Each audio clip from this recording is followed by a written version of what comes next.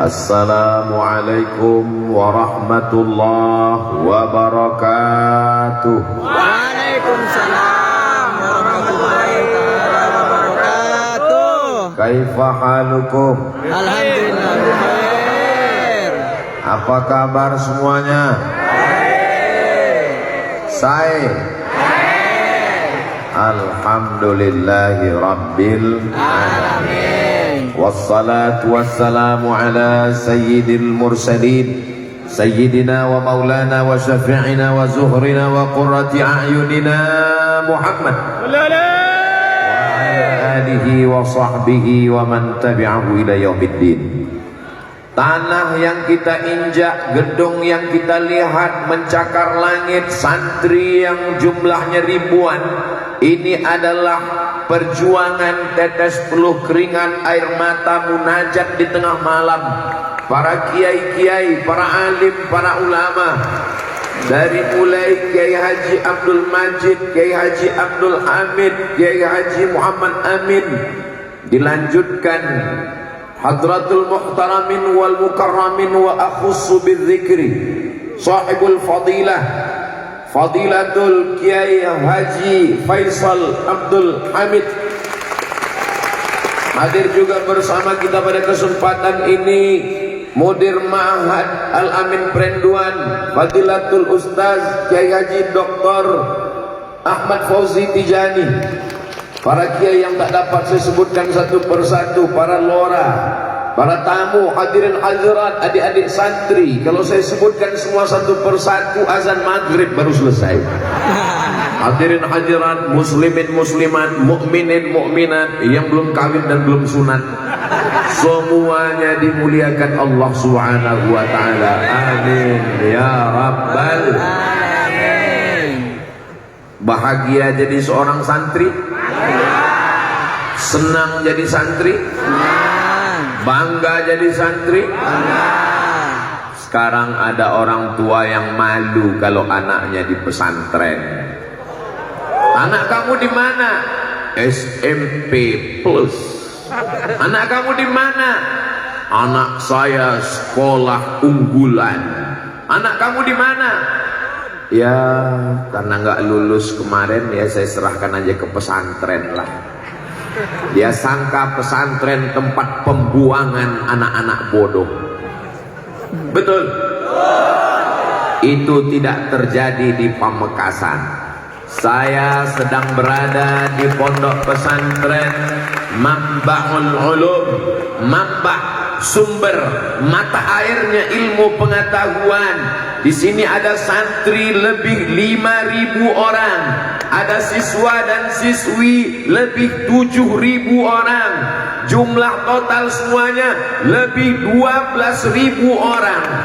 Hitung sendiri berapa bola matanya, berapa jumlah telinga, hati, pikiran, jari-jari kakinya. Semuanya bernilai ibadah, bertasbih mengagungkan Allah Subhanahu wa ta'ala. Orang tua yang sudah memasukkan anaknya ke pesantren, maka dia sudah lepas tanggung jawab nanti ketika ditanya, la tus'alunna yawma idzin 'anil na'im. Ingat wahai ayah, ingat wahai bapak, kullukum ra'in, setiap kamu adalah pemimpin, wa kullukum mas'ulun 'an ra'iyatih, kamu akan ditanya tentang yang kamu pimpin, tentang istrimu, tentang anakmu.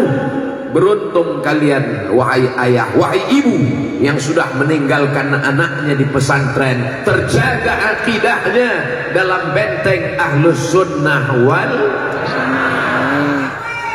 Allahu Akbar. Jangan pilih pesantren hanya karena anakmu tidak lulus seleksi SMP negeri. Jangan masukkan anakmu ke pesantren karena niatmu tidak tulus, daripada enggak sekolah, daripada enggak ada ijazah, daripada di rumah, daripada nongkrong, masukkan ke pesantren. Luruskan niatmu. Innamal a'malu, niat yang baik, meletakkan anak di lembaga pendidikan yang islami, menyerahkan kepada alim ulama, itulah yang akan membuat anakmu soleh dan solehah. menjadi waladun salihun yad'ulah, insyaallah. Semua adik-adik ini insyaallah anak-anak yang soleh dan solihah. Amin ya rabbal Alamin. Kenapa sih anakmu mesti di SMP? SMP itu hebat Ustaz. Di SMP itu ada pelajaran English language. Kalau anak saya di SMP, SMA, nanti dia bisa ke Australia, dia bisa ke Inggris, dia bisa ke Amerika, karena dia lulus TOEFL, Test of English Foreign Language.